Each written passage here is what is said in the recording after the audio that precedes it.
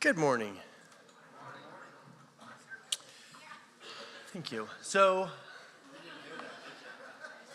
let me tell you what I'm excited about. And here's what I think. I think I'm not the only one. I think you're going to maybe agree, I hope. Maybe it's fall, maybe it's that the weather's changing. I don't know what it is, but I feel like there's just some change coming. It feels like it started the last few weeks, this whole concept that we've been working on, everything that God's been doing here. It feels like that God is just kind of moving us forward. How many of you guys picked something this week and said, okay, I'm going to take one small step of obedience? I don't care what it is, one little area. Remember last week we said, a lot of times God doesn't say, okay, I need you to be perfect and I need you to be up and running. Let's go. He says, take one little step, take your shoes off. Take one little step that you can accomplish. You want to become a millionaire, save $5, that type of a thought. How many of you guys acted on that? A few hands. See a few hands. You should be very proud of yourself, statistically speaking, apparently.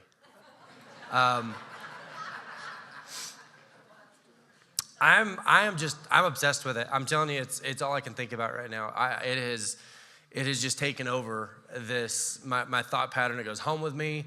It's in the sermons. Every time I read the word, it jumps out at me. Every time, and I'm seeing it in other people. Here's what's cool is I'm seeing this in people's lives too. And whether it's here, whether it's online, we're hearing it back online. And that concept is this. If you haven't heard it, I'm going to repeat it.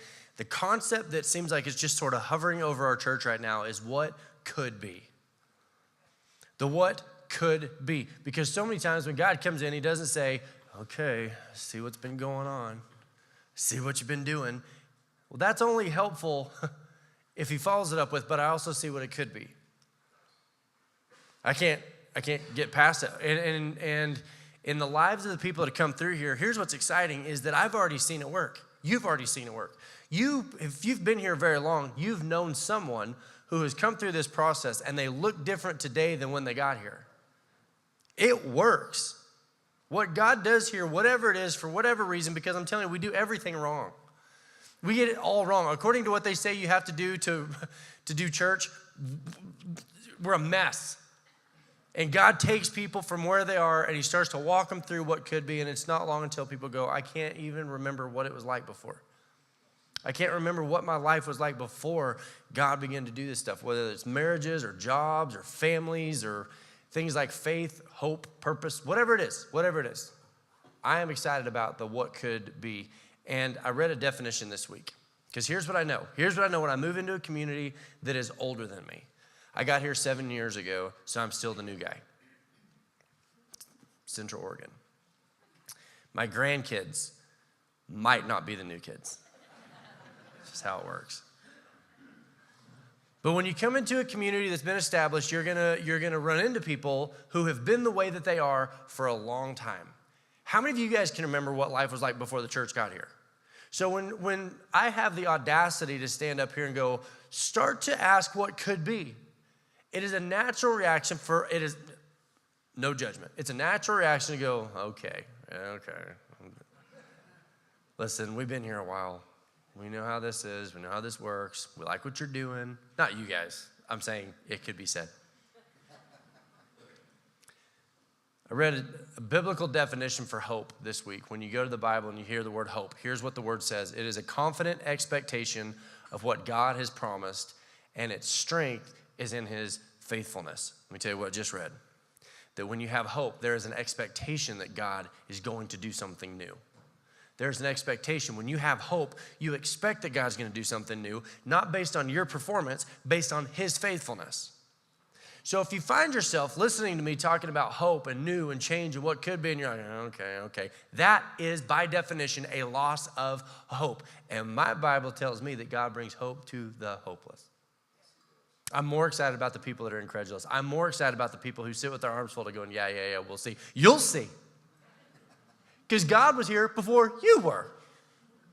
And he's been doing things in people's lives that thought, no, I've been this way too long. It's been this way for too long. This is just how things are. This is how I've always been. This is how my dad was. This is how my grandpa was. And God goes, wait till you see what could be. There's so much excitement in my life as to what could be. And I don't know what your story is. I just know how people work. We all think we're so creative. We all think we've invented sin. And it's just this repetition of the same old thing. We're not nearly as creative as we wish we were. You're just a generic brand of sinner. God does cool stuff with generic brands of sinners. But it starts, listen to me, it starts with obedience. It does not start with, all right, God, fine. You want to do something new? Go for it. He says, I'm going to teach you how to obey.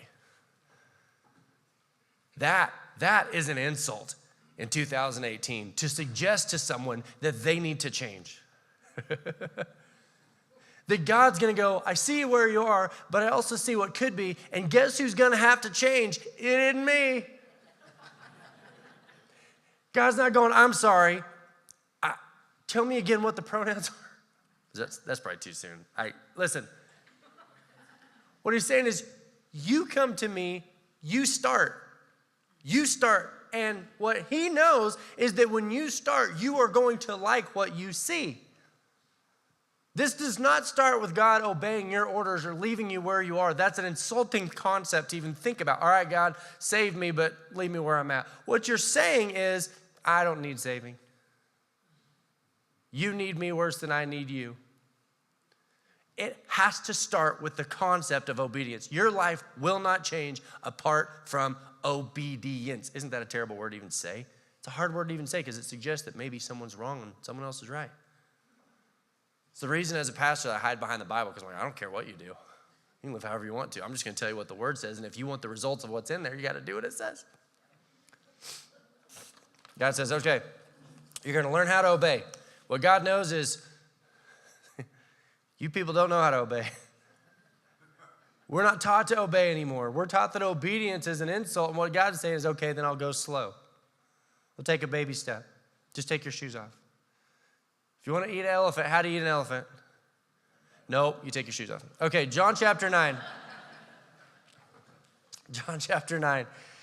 Jesus, it says, as he was walking along, he saw a blind man from birth, and his disciples asked him, Rabbi, who sinned, this man or his parents, that he was born blind? I learned something this week. And that the Pharisees were so steeped in legal. You know what legalism is? It's when you've made the law your idol. That's all it is. Do your own research on that. When the law has become your idol. The Pharisees were so in love with the law that they had now decided that it was possible. Listen to this. It was possible. And there was this functioning theory that said it was possible that because this man had been born blind from birth, that it's possible that maybe what had happened was that he had sinned in the womb. What? How lost do you have to be the religious leader that's dressed in fine clothing and you're the important one and you go, I have a theory, guys. The nerve to suggest that a baby might have sinned in the womb. And so here's this man born blind. And so the disciples, they're not necessarily promoting this thought, but they are repeating back to Jesus this thought that's been circulating. Is it the fault of the parents or is it the fault of this man? How many times I think there's so many times in my life where I've asked God the wrong question. I didn't get the answer I wanted because I asked God the wrong question. I was asking God to answer me within the scope of what I understood, and God was going, the answer is not within the scope of what you understand. You have to look up a little bit. Have you ever had somebody ask you a question that doesn't feel like it has a fair answer, like there's no fair way to answer it? Like they ask it, but the way it's asked, there's no answer. Let me give an example. Have you ever had someone go, why are you stupid? I don't know. No, I did.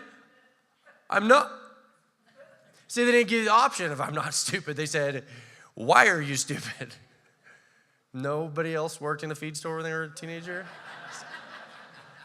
Why are you stupid? The answer is not within the scope. See what I mean? So what they're doing is they're asking Jesus a question, but the scope is too small. They're saying, who sinned, the parents or this man? Because we know that his problems are based in sin. We know that this is a punishment. And what they were doing is they're asking the question without the right scope. And Jesus says this.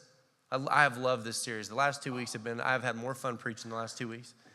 Jesus says this, neither. You know what I love about Jesus? He never feels pressured to conform to you or me. He doesn't do blackmail. He doesn't do the, God, if you will, then I will. He has no problem staying. He's God. What does he care? God, is it this or is it this? And Jesus is like, it's neither. Here's what he had to explain. Here's what he's going to explain. Here's what he's about to explain. He said, we're going to look at this man separate from his problems. We're going to look at this guy at his identity. And when we're done with that, then we will look at the problem specifically. We're going to look at them separately because until this point, you see, sin, what sin does is it always wants to take you and lump you in with your problems. Oh, Bill, he's just an alcoholic, always has been. Bill may struggle with alcoholism, but that's not who Bill is. Do you see the difference? See, but sin wants to say it's all the same. So if you decide to walk away from your issues, you're giving up your identity. It happens slowly. It happens over time. But it's a very effective way to trap you to your problem in a way that you can't get out. And when you feel like you can't get out, you stop asking what could be. You are so stuck in what is that you've stopped asking what could be. So the problem, here's what's funny about this guy. It says as they were walking, they encountered a blind guy. It doesn't tell us anything about his personal life. It doesn't say that he has some little sin issue. It says he had one problem. As far as the scope of this story, it says he has one problem. And we later find out he's also a smart mouth. Unfortunately, we don't have time to get to that this morning, which pains me deeply. It says, really, he had one problem. His eyes didn't work. That was his problem. That's all the Bible says that he had as an issue. His eyes didn't work. And then people, well, the way people do, because people won't just allow you to have a problem. They will always attach you to your problem. Because if they can attach you to your problem, then they can feel superior over you. So while you're battling against trying to keep these problems from attaching themselves to you, other people are doing the same thing to you. That's why people with visible problems always seem to have a harder time than people with invisible problems. That's why invisible people, people with invisible problems seem to always carry it with pride, indignance. They're always way protective. I trust people when their problems are visible. I trust people when their problems are just all out front and like they maybe haven't fixed them yet. Maybe they haven't got them all figured out, but at least they're honest about it. So what was wrong with his eyes? We're going to learn two Bible words today. The word sanctification, for all the different things that word means, what it basically means is a state of proper functioning. That's the basic explanation of the word sanctification is that it is sanctified. It is working for the purpose that it was intended to work. When you mow your lawnmower is sanctified when it's cutting grass. And you go, well, that seems too simple. The Bible is almost always painfully simple if you dig deep enough. So the Greek word is actually hagiosmos, which is the word saint, which is the word that we all think we can't live up to, is from the word hagios, which means you're just doing what you were intended to do. You're operating in your purpose. For all the problems that you can have, you're still able to operate under the definition of the word saint or sanctified when you're operating according to your specific purpose. Does this make sense? And so the opposite of that word is a word called profane. Profane means operating outside of your purpose. Sanctification, profane, two words that we're going to learn, and we're going to see how these two words play into this story. Everyone in this guy's life had assigned guilt to his eyes. Everybody had assigned guilt to his problem. They had decided that because his eyes were profane, what does profane mean? They just weren't working. They weren't doing what they were designed to do. And people come in, and they always identify your problems for you right off the bat. That's what happened. It says that the eyes were supposed to be doing something. They weren't. It was a foregone conclusion that there had been a sin. Who caused them? Was it him? Was it his parents? Was this a punishment? But you do this. You do this when there's problems in life, is that you always try to trace back to what did you do to cause it? What did I do wrong? Why didn't I get what I thought I was going to get? Why didn't my life turn out the way that I thought I was going to turn out? Why do I not have the things I thought I was going to have? Why do I not have the things that I used to have? What did I do? Where did it go wrong? Where did I take a bad step? Where did this all fall apart? And that's just how people work. It's just a cycle. When we see something fall out of our intended purpose, we decide that it must be wrong. Jesus said this. He said, neither this man nor his parents sinned. What a beautiful thing to hear. if you're the blind guy. Because honestly, you've been told your whole life that there's guilt. There's guilt, but you don't know whose. You're trying to decide, was this something I did in the womb? Imagine the hopelessness that comes with that. And they go, here comes Jesus, it's Jesus. And don't you think that if you're blind and you've been told that you're a shameful thing in the community, and there's a guy that's coming that's supposed to be the Messiah, the Son of God, and he's supposed to be this miracle worker, don't you think there's just a little bit of self-doubt? What will he think when he sees me? What's he going to say when he sees me? Because I don't know exactly what I am, but I've been told that it's bad. And Jesus says, this guy didn't sin. And then he says this, but this happened so that the works of God might be displayed in him.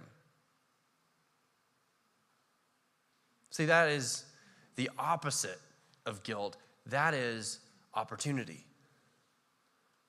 That meant this. I'm going to go slow. Ready?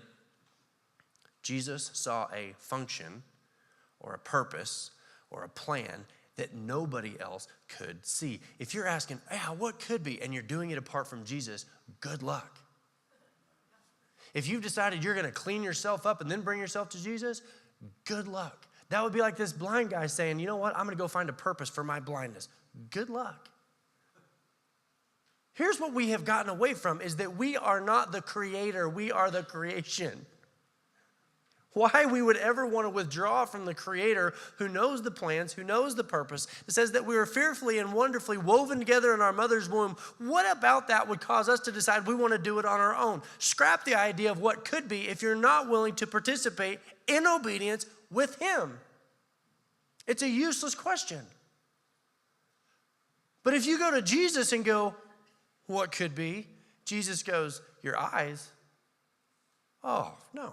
It's not what you think it is. Your eyes are possibilities. Your eyes are unique possibilities. In fact, your eyes are going to get to do something no one else's eyes have done. That was his main source of healing. You guys, if you look at the course of Jesus' healing, blind eyes was the main one. It says, neither this man nor his parents sinned, but this happened so that the works of God might be displayed in him. It's neither. You see, people had seen this guy's problem for what it was and what it had been. Can I say that again? Current date, Jesus is looking at this guy. He's blind. Everybody around him had seen his problem for what it was and for what it had been. Nobody but Jesus could see the problem for what it could be. Nobody but Jesus sees your problems for what they could be. You see them for what they are and what they have been. Jesus sees your issues for what they could be. Here's what's crazy. Everybody walked into church this morning with problems. Some of us do such a good job disguising it that we don't know you have them. Some of us are so perfect when we walk in that we're like, man, if I could just be as good a Christian. Everybody's got them. Some people are being torn apart by them. Everybody puts on the same face when they come to church, and I don't know why that is. I mean, to some degree, I don't think you're ever going to fix that. I almost wish we could just have church unannounced in your house. Because you're like, see? I'm getting some nervous looks. We're not gonna do it. We're not coming to your house. Everyone laughing nervously is proving my point. We've all got problems. Some of us are being torn apart by them. Some of us, we've had our problems for so long that we're managing them. We're just managing them. We know kind of where the rocks are, and we're just crossing the river best we can, but the problems are still there. Some of us, how about this? Some of us are just ignoring it. Does anybody remember their freshman year in college? No? Well, okay, touche. My point, I remember that I was so bad at managing classes and rodeoing, and I was working. I was so covered up in problems that I was like, I quit. I guess I'll just wait till the end of the semester and see how it all turns out. Sometimes people just ignore their problems. They know they're there, and I don't want to think about them. Only Jesus, and this is a clear as I can say it, only Jesus can look at your problems that you are managing or being beat up by or ignoring, whatever they may be, whatever issues you've got going on in your family, in your finances, in your work, in your marriage, whatever sort of issues you've got going on. Jesus is the one that comes in and goes, I see what that could be. If that doesn't excite you, you don't understand the scope of what I'm saying. If you don't understand the excitement of God looking at you this morning going, I see your problems for what they could be. You don't have to continue to get beat up by them. In fact, I see an opportunity that nobody else does. Listen to this in verse 6. It says, after saying this, the word picture here is so uncomfortable. Some of you guys have read this and you know what's coming. It says, after saying this, he goes, this guy didn't sin. And the guy's like, what's up now, suckers? I'm going with him. And he's like, no, this guy's opportunity, and I see your problems for what they could be. Don't you know that this guy, he's having like a good day? And like, this is awesome. But then now he's listening, and this is what he's hearing. Ready? After saying this, Jesus spit on the ground. That's uncomfortable. I know that we want to seem super holy and be like, oh, Jesus, he spit on the ground, he made some mud, I've heard this. He spit. That's gross.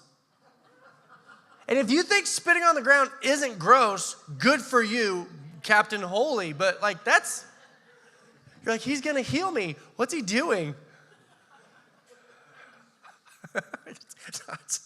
Okay. And he made some mud. So he didn't just spit a little bit, did he?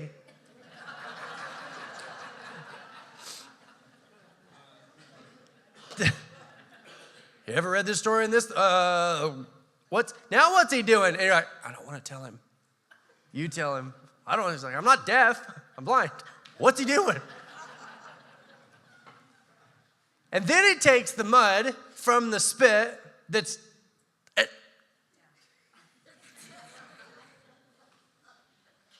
That is uncomfortable. I don't care how much of a farm life you live, no one takes mud and spits in it and puts it in your face, much less your eye hole. That is gross, and it is uncomfortable, and it's unsanitary, and you can skim over this story and be like, oh, Jesus is healing him. If you really get into this story, you're like, oh, okay. He'd never healed anybody like this before and never healed anyone like this after. Don't you think the guy's going, you have any other formulas? Or? It says, go. He told him, wash in the pool of Siloam. This word means sent. So the man went and washed and came home seeing. Now, there's no way. I so badly, I wanted to get this whole story this morning. We're not going to have time, but I think I'll finish it up on the 4th. I'll finish this chapter on the 4th. But nothing that Jesus does is insignificant. Jesus never did anything that didn't matter and that wasn't important. And so when you see Jesus doing something like this, as it is, there's a purpose to it. There's a reason for it. There's a theory, and listen, I couldn't substantiate it. I don't know if this is true or not. It would make sense if it's true. So I'm going to say it. I don't know if it's true, but that the idols in the temples, what they would do is they would spit in the mud and make it saliva and mud and wipe it on the eyes of the idols because it would make the eyes glisten and make the idols look more alive. That is a cool story, and I don't know if it's true or not, but if so, that would be very significant to the people watching, establishing God's rule over the false idols. But take that with a grain of salt, because I couldn't prove it. Here's what I do know is taking place. It says in the beginning, the Word was with God and the Word was God. That means that God's Word, God's voice, God spoke life into existence. It says that when he spoke, life happened, and that from the mouth of God emanates life, okay? And then it says that he spoke to Mary and he said, you will have a child. So do you understand the value of emanating from the mouth of God? And then it says, listen to this, and I wrote it down so I get it right. In Genesis chapter 2, verse 7, then the Lord formed a man from the dust of the ground and breathed into his nostrils and the breath of life, and the man became a living being. So that means that man was created from dust. God is the voice. God is the emanating out of the mouth of God is how life happens. And what Jesus himself was this combination of the mouth of God and the dust of the earth. So what Jesus represented was exactly what was represented in this healing process. I don't think it was unintentional. I know it was intentional. He never did anything that didn't matter. If he did, it wasn't written down. Have you ever heard what color socks Jesus wore? There are things about Jesus' life that are not included, and you're like, they didn't have socks. Not my point. My point was, if it is written down in detail, it matters, okay? It was written down in detail. There was a significant purpose that Jesus is demonstrating this concept that he himself was the combination of God and man, and that what he represented was life. You guys with me so far? And this sounds so beautiful in theory. It's like, oh, God and man, and he becomes Jesus and, God in the flesh. Here's the problem. I know us. And I know how gross people are. And I know how sinful we can become. And when you think about us at church, it seems a little less offensive. What about the drug dens? What about the brothels? What about the places, these places of just sin and wretchedness and places where God has been pushed out? What about people in those conditions? Don't think about God coming to save church people. Think about God coming to save people that are as far from God as you can get. The process of God becoming man was not this sanitary, clean, he's going to come in, he's going to read you a little story, and your life's going to be changed. God said, if this is going to work, it's going to be dirty, and it's going to be gross, and it's going to be gritty, and I'm going to have to get my own hands dirty. And I'm going to have to get involved, and I'm going to have to come from this perfect place on high, and I'm going to have to come and get involved with people that were otherwise unable to fix their own problem. People who couldn't possibly ask the question, what could be? Because I know that this guy had no control over the problem that he had, and he had no control over the solution. So when the disciples said, who sinned, this man or his parents? Jesus goes, you don't understand. This guy's about to show you something clearer. You're about to understand myself better because I'm willing to get dirty. I'm willing to get down in the dirt and get muddy and gross, and I'm willing to interact with even you.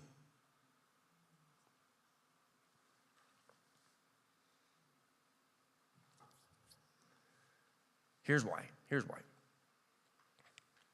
If Jesus doesn't go through that process, this mixture of God and man, and become this thing that comes down and becomes life and gives sight to the blind. How many times did Jesus say, I'm here so that the people who are blind might see?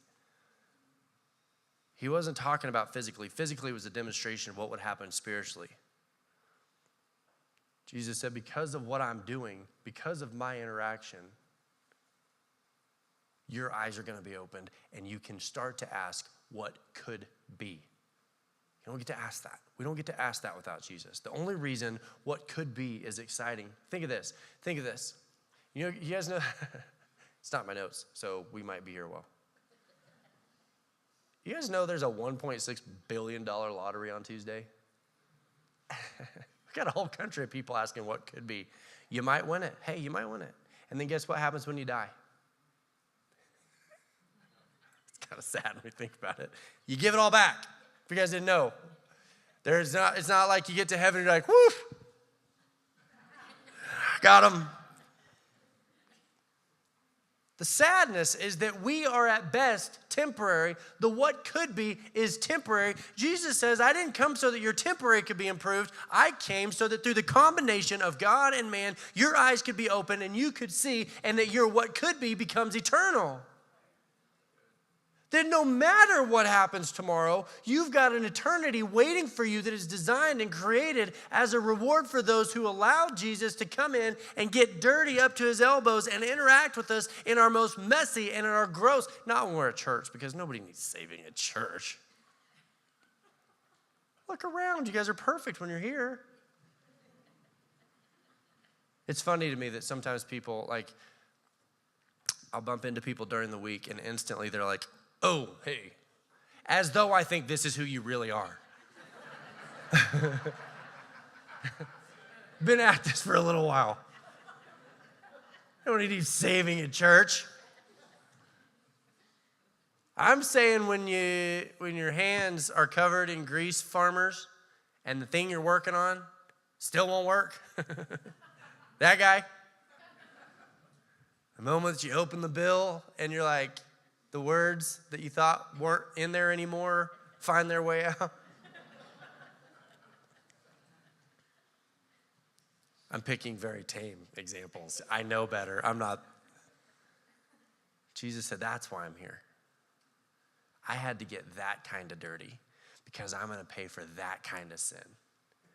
I'm going to take the brothels and the drug dens and the orphanages where people are experiencing abuse, these things we don't even like to talk about, things that we make make us uncomfortable. That same sort of like, that we feel when we think about Jesus making mud out of saliva and putting it, it's like, oh man, that's uncomfortable. We think of that level of sin. Jesus goes, I'm even going there. I'm even going to take on that level of sin. I even want the most captive of slaves to be able to ask the question of what could be.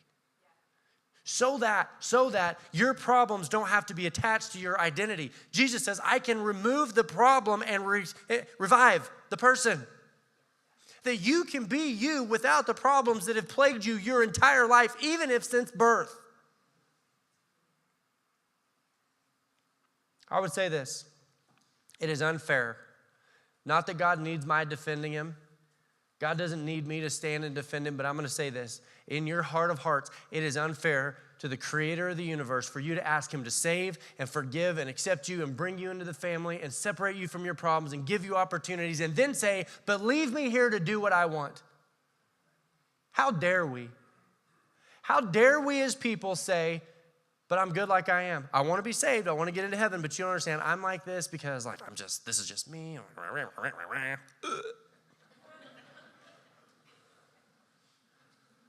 Verse 7, he goes through this process, and then he tells the guy, go. Where? Go wash in the pool of Siloam. That means sent. He says, go prepare yourself. You're going to be healed. You are going to be changed, and you are going to be sent. Move. Get out there. Accept that God is doing miraculous things in your life, but don't just sit there and think that you can accept, I'm good like I am. No, you're not. Sorry if that's offensive.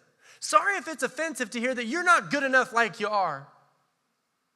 But when you think that by yourself, like you are, God should come in and save you and clean you up and leave you where you are far underestimating his goodness and what he is offering to you. So when Jesus comes in and says, I'm going to heal you, and then I'm going to tell you, go.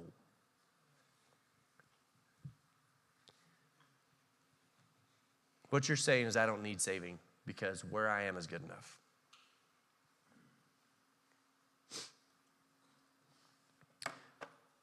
I'm thoroughly disappointed because he goes in. This is what we're going to talk about on the 4th, so come back and you're going to get to hear this as a sermon, but he comes walking back into town. It doesn't say that he's got a megaphone. It doesn't say that he got a sandwich board and he's on the corner talking to the Pharisees and really raising. He just walks back in.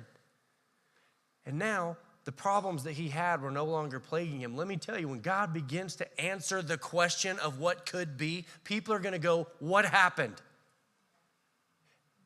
It needs obedience. Your friends, your people, your circles, they need you to accept obedience that says, I'll tell you what you want to know. I'll tell you. You know what he said? He said, what happened? Who was this? You know what his answer was?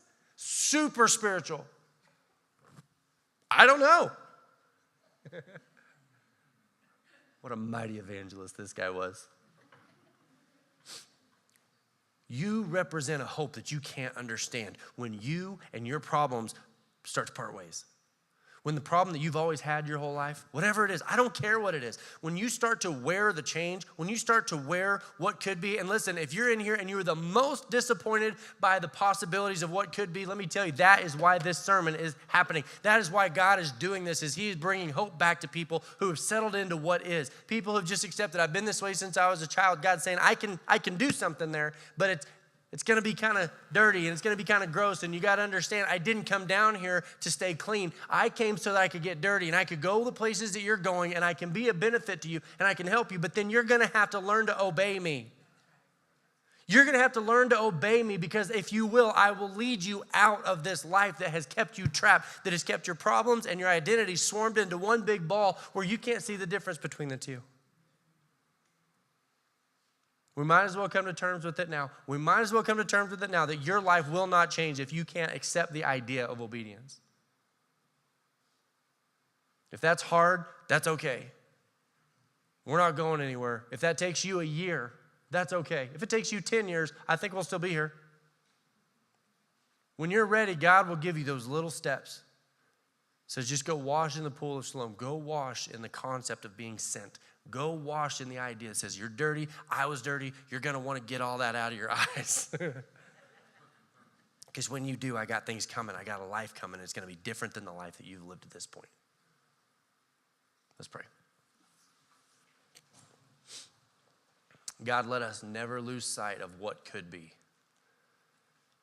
God, for the people that are the most doubtful, for the people that are the most concreted into who they've been or what they've been, God, for the people who have been the way that they are the longest, specifically to them, God, break a ray of light in, just a little bit, just a small little break that says there is still the possibility of what could be. No matter our age, no matter our resources, no matter our gender, no matter our race, no matter all the things that the world says is for or against us, God, you have got the opportunity to take our lives and take what has been and what is and actually use that. That's the miraculous part, is that the blind from birth became his testimony. You came in and you didn't just benefit him that day. You were able to capitalize and use everything that had been a problem previous. You were able to tap into the past. God, you and only you, only the God who doesn't operate in time can come in and manipulate the future and change our past. So you don't understand, I've been this way a long time. That is what speaks to the testimony of what God does. I think God does his best work in people that are the most lost. Lord, for the people here, you know who they are. We all come in with problems. We all come in with a certain amount of filth and dirt. God, I think we've gotten really good at disguising it. And I think if we're not careful, we start to think we're disguising it from you. God, help us to see in a moment that you invited us out of our junk. You were willing to get dirty. You were willing to go with us and open a door out. But God, help us to start to grasp. God, if we can't get all the way there, that we just start to grasp the idea of obedience. Obedience has got to be a part of it. And you know what I think, God? I think that when we do, we'll find that we like it. I think obedience gets easier. I think all of a sudden when we just break through the rebellion that has just like a crust developed on our heart, God, what we're going to find is that we like it, and we like the life you've created for us better than the life that we've created for ourselves. God, we accept that you are better at running our lives than we are. We are not the creator. We are the creation. We are at our very best when we are in your hands. Heads bowed and eyes closed this morning. You know why we have people raise their hands when they ask Jesus into their life? It's a little act of obedience. It's just this little thing. Do you think that, I hope I'm clear that when you get to heaven, it's not like Jesus is going to go, did you accept me into your life? And you go, yeah. And he goes, well, did you raise your hand? Because it doesn't count if you didn't raise your hand. I think there is something about physically just making yourself step forward, making yourself take a step. So what I'm going to do is I'm going to pray. And if you need to invite Jesus into your life this morning, and say this, let's be clear. What you're saying is, I think you run my life better than I can.